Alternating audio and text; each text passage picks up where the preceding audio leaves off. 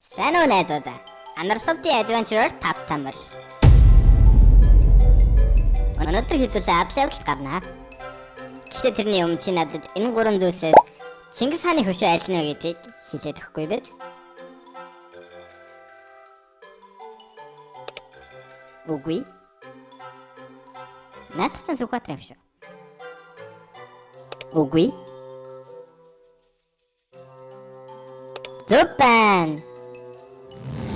Харин одоо эдгээр гурван байрлахаас аль нь танаа байр вэ гэдгийг хэлээд өгөхгүй биз? Харин энэ бол эцсийн зогсоол. Чи намайг хааш орохыг мэдж байгаа. Би хаалганы зангаатай байгаа шүү. Юу байна юу? Интернет теори татамарл. Бидний өнөөдрийн сэдвээр Amanda the Adventurer. Amanda the Adventurer нь мөн л нэг ээлжид инди хоррор гейм бөгөөд учир нь олдохгүй нэлээд олон нууцтай. Харин энэ хүү бичлэгэн дээр Amanda the Adventurer 1, 2, 3 гээд бүгдийн тайлбарлаж чиний мэдэхгүй байж магадгүй нууцуудын талаар ярих болно. Энэхүү тоглоомд VHC tape буюу өөр өнгөтэй хуурцагнууд байх болно. Ингээд эдгээрээ тоглуулж үзэхэд Amanda болон түүний хамтрагч Wooly гэх хоёр дүүрийн талаар гарна. Яг л доороор дэлбэрээр урштай адилхан. Гэвч шоу үргэлжлэх тусам Amanda болон Wooly-гийн харилцаа улам харанхуй тал руугаа чиглэлж Amanda улам садистик болж байгаа нь харагдана. Ер нь хаашаа чиглэж байгааг анзаарч байгаа. Энэхүү тоглоомыг түшиг Remix гэдэргээ бүгдээрээ тоглосон. Нилээн сонирхолтой дадал явдалтай тоглоом. Гэтэ өнөөдөр бид нар энэ тоглоомын талаар илүү гүн ухаж, тоглоомд харагдахгүй нууц түүхийн талаар ярилцах болно. Жишээлбэл энэ амьтан хэн болох? Wooly-гийн нууц чөтгөр шүглсэн талаар.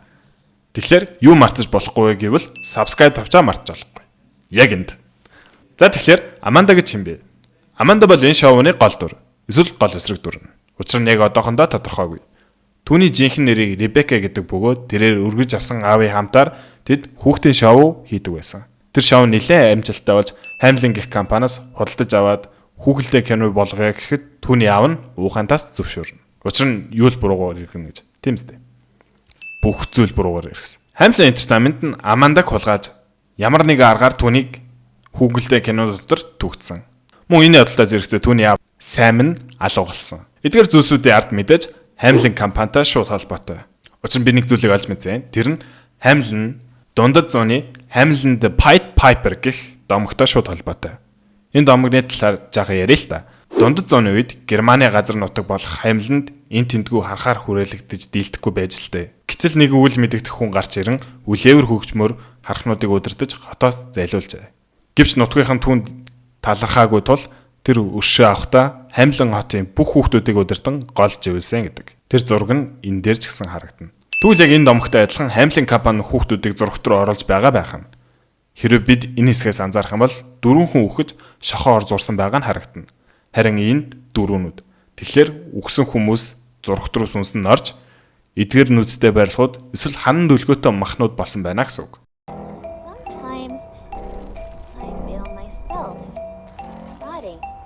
Тоглоомын явцад Amanda би хаяада ялзраад байгаа юм шиг мэдрэмж авдаг гэж хэлдэг дээ. Энд маш том учир бий.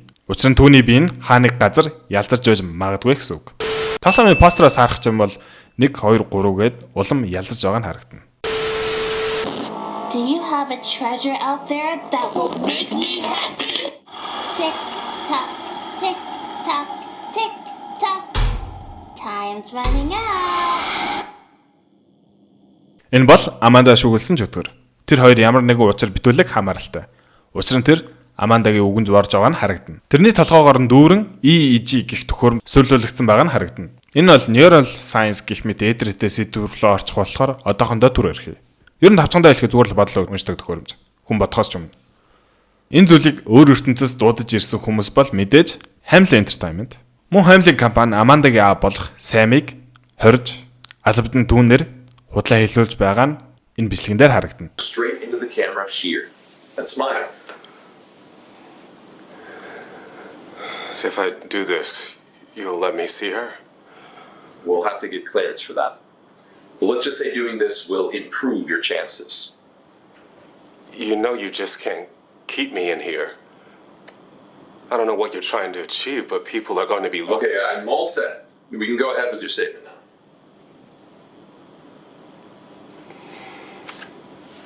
Харин тэр учир битүүлэг нууцуудыг тайлахаар ажиллаж буй хүн нь Riley. Райли нэг өдөр Кейт гэх хүний бичсэн захиасыг уншина. Энэ дээр Жованы дүүн алга болсон талаар дурдна. Тоглоомын төгсгөлд Жован дахин гарч ирэх бөгөөд Жован бидэнтэй станцаар холбогдох үед хамгийн их хариултал үзүүлж байгаа нь энэ амьтан. Энэ амьтныг опоссум гэдэг.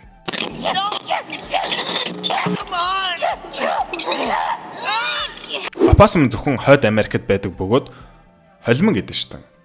Опоссумын талаар нэг сонирхолтой зүйл гэх юм бол түүний гидс нь маш хүчтэй бөгөөд яларсан хог сэвэрч хооллох чадвартай. Бас нэг сонирхолтой зүйл гэх юм бол түүнийг монголоор юу гэж дууддаг нь мэдэхгүй. Яаж л би хайгаад олоогүй. Өөр ямар нэгэн нэртэй ч үж магадгүй. Хэрвээ чи мэддэг бол комент хэсгээр бичээрэй. Харин нэргүй байх юм бол бид нар нэрлэж болно.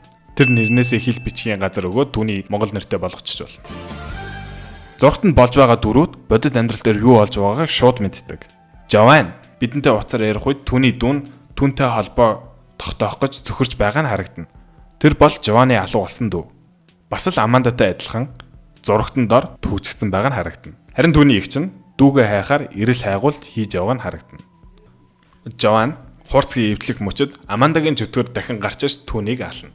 Энэ бол эхний төгсгөл. Хоёр дахь төгсгөлээр бид нар Кейттэй уцаар ярих бөгөөд тэрээр Райли чамайг ийм зүйл утгасанд үнэхээр уучлаарай. Чи наад хуурц унуудаа бүгдийг нь устгах хэрэгтэй гэж хэлээд машинд дайруулна.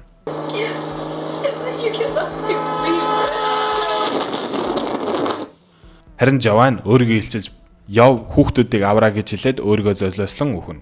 Харин тэр дундаас маш танил царайтай нэгэн чөтгөр гарч ирнэ. Тэр нь бол Вүлитэй адилхан чөтгөр. Эсвэл Вүлигийн чөтгөр.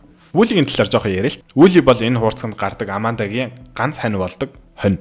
Тэрээр Амандаг аль болох аюултай зүйлсүүдээс хол ойлгох гэж хичээдэг. Түүнийг амьдрал дээр ихэн байсан талаар одоохондоо гараагүй. Үүний талаар фянуудыг хуваадаг хоёр том теори байдаг. Нэг нь түүнийг Хамлины ажилтан. Хамлинаас Амандаг үргэлж ажиглах зорилготой ажилчин гэж үздэг бол нөгөө талаараа тэр нь Амандагийн аав. Охиндоо хань болох гэж тоглоомд орж ирсэн гэж үздэг. Учир нь түүний аав нь Хамлинд баригдсанаас хойш холбоо байхгүй тасарсан. Тэгэхээр энэ бүхэн бараг л авцалтаж байгаа. Энэ бүхний эцэст хэлэхэд Аманда буруутай юу? Энэ бүхний ардаас Аманда болон түүний чөтгөр хурцнуудыг хамгаалж байгаа байх нь хэрвээ тэд эвдэрчих юм бол хүүхдүүд болон Аманда ямар ч аврагдахааргүй болно. Харин эсрэгээрээ Вүлигийн чөтгөр болон Хамлин тэдний эсрэг ажиллана. Хэрвээ харсан бол Вүлигийн чөтгөрөөс энэ зүйл айж байгаа нь харагдана. Учир нь Аманда болон Амандад шүүгэлсэн чөтгөр хоёрт өөр төлөвлөгөө байж магадгүй юм. Close your eyes. Count down from 10. You may feel this pinch. Аманда чи хүнд итгэдэгвэ гэж асуухад Хамлин эсвэл Бүүчер гэж хариулахад тэрээр айж байгаа нь харагдана. Учир нь түүний зургатанд оруулах мис засалбар нь маш хүнд мис ажилбар байсан гэсэн үг. Нэгэн хажин зүйл ярьсных энэ тоглоомд миний хамгийн таалагдсан зүйл гэх юм бол энэ хэсэг манас.